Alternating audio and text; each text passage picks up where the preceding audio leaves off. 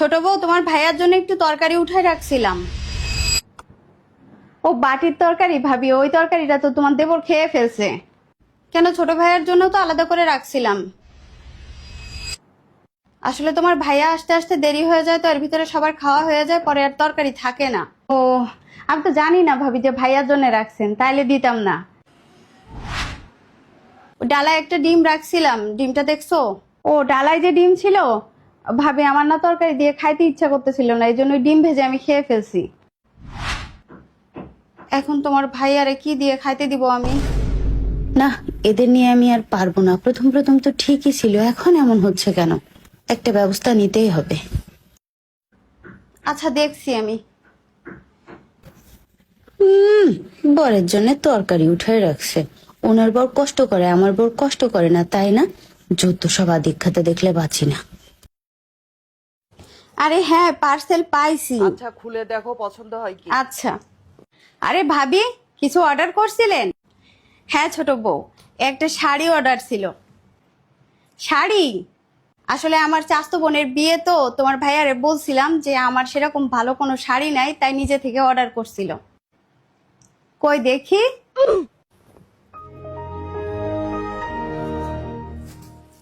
শাড়িটা তো অনেক সুন্দর ভাবি, দামও তো মনে হয় অনেক বেশি। কত নিছে? 4000 টাকা পড়ছে। ও, অনেক সুন্দর হয়েছে। নেন ভাবি।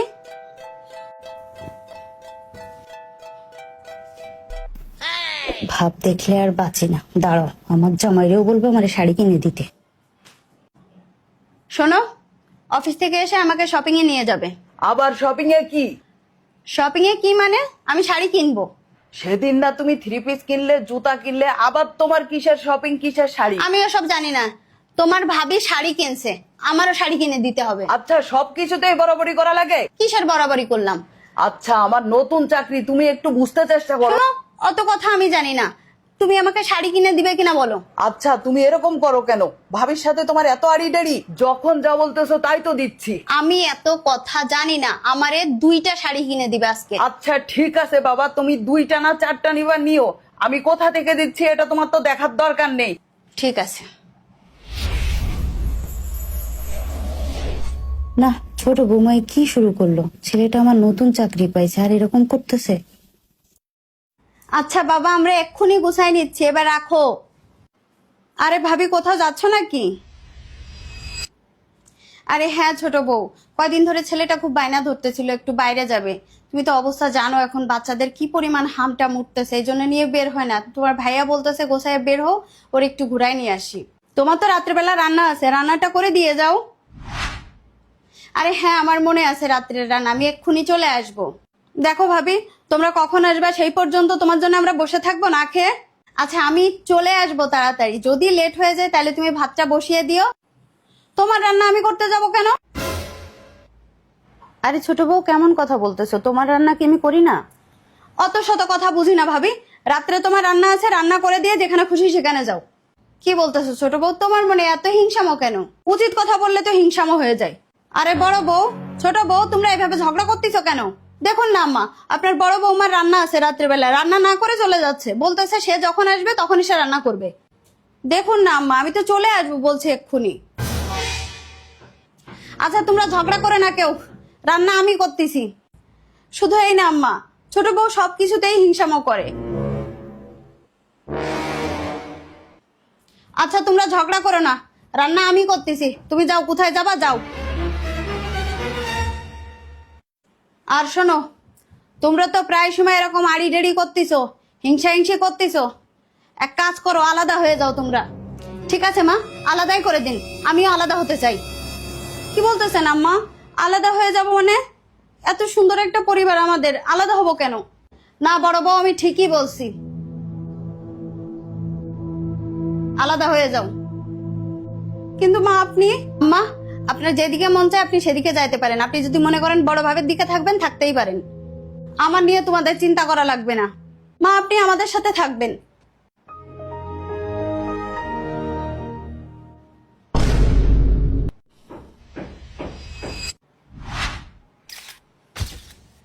তুমি তো শুধু ভাই ভাই করে পাগল হয়ে যাও।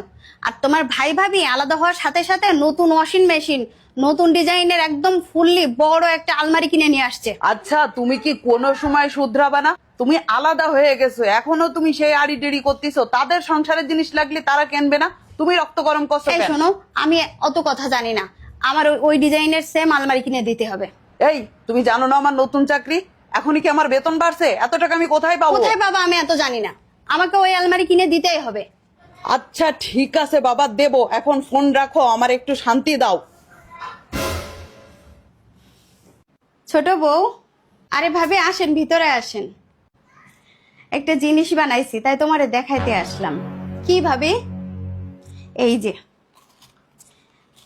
বিবাহ বার্ষিকী উপলক্ষে তোমার ভাইয়া আমার এই চুড়ি দুইটা বানাই দিছে। কই দেখি।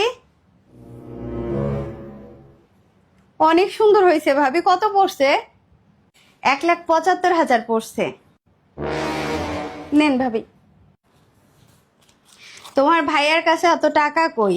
তোমার ভাইয়া পরিচিত এক দোকান থেকে নিছে, মাসে মাসে দিয়ে দিবে। কিছু টাকা দিছে, কিছু টাকা আমার জমানো ছিল, তাই দিয়েই করছি। আচ্ছা আসি। না, যা ভাবছিলাম তার উল্টো হইতেছে। দেখি মার কাছে ফোন দেই। হ্যালো মা। হ্যাঁ বল। ভাবছিলাম আলাদা হয়ে গেলে অনেক কিছু করতে পারবো, কিন্তু কিচ্ছু করতে পারতেছি না। আর ওদিকে আমার বড় যা স্বর্ণের এটা বানাচ্ছে, ওটা বানাচ্ছে, ঘরের জিনিস আনতেছে। বলিস কি? তুই বসে আছিস কেন? তুইও জামাইকে বল। মা গতদিন একবার এ নিয়ে অনেক ঝগড়া করছে, বলে আমার নতুন চাকরি, তুমি যদি এরকম করো তাইলে আমি কি দিয়ে কিভাবে চালাবো।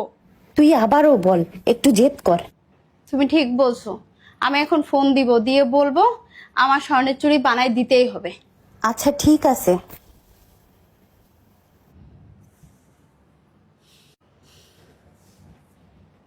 হ্যালো। বলো। এই শোনো, তোমার ভাবি না একজোড়া চুড়ি বানাইছে, 1,75,000 টাকা পড়ছে। আমার ওই সেম চুড়ি বানাই দিতে হবে স্বর্ণের। হ্যাঁ হ্যাঁ, আর কিছু লাগবে বলো। শুধু স্বর্ণের চুড়ি কেন, তুমি যা চাইবে তাই দিব। এখন দরকার পড়লে আমার কিডনি বিক্রি করবো। মানে কি? তুমি এভাবে কথা বলতেছো কেন? কি হয়েছে? আর কি হবে, তোমার মতো মেয়ে মানুষ যার কপালে আছে তার কপাল তো খারাপ হবেই। তোমার জন্য আমার চাকরি নাই। চাকরি? কেন তুমি বুঝতে পারছো না? তোমার জন্য এটা লাগবে ওটা লাগবে, এগুলোর জন্য তোমার চুরি করতে হয়েছে, আর আমার চাকরিটাও গেছে। আমি কি তোমার চুরি করতে বলছি? এই তুমি বোঝো না, তুমি বোঝো না আমার নতুন চাকরি, তোমার এত এত চাহিদা আমি কোথা থেকে পূরণ করব? তোমার জন্যই তো আমার চুরি করতে হয়েছে, আজ আমার চাকরিটা নেই। এখন কি হবে? কি আর হবে, তোমার জন্য আমি এখন জেল খাটবো। তোমার মতো মেয়ে মানুষের জন্য কোনো পুরুষের কপালে না জোটে। কি ব্যাপার ছোট বউ, কি হয়েছে? আরে আম্মা আপনি? আম্মা, আপনার ছেলের চাকরি চলে গেছে। চাকরি চলে গেছে? হঠাৎ করে চাকরি চলে গেল? চাকরি যাবেও বা না কেন, আমি প্রায় সময় দেখছি তুমি সব সময় বড় বউয়ের সাথে আড়ি ডেড়ি করে। ও যদি একটা শাড়ি কেনে তুমি 4টা শাড়ি কেনো, সব কিছুতে এরকম আড়ি ডেড়ি করো কেন? শোনো বৌমা, একজন নারী যদি চায় তাহলে তার স্বামীরে সফল বানাতে পারে, আবার একজন নারী যদি চায় তাহলে তার স্বামীর ধ্বংস ডেকে আনতে পারে। তুমি এই বাড়ি আসার পরের থেকে বড় বৌমার সাথে যা করতেছো, তুমি আসছো তো কিছুদিন, এসে পারে সংসার আলাদা হয়ে গেল। এই বড় বৌমা 6-7 বছর ধরে এখানে সংসার করতেছে, আমি বড় বৌমারে দেখে আসতেছি।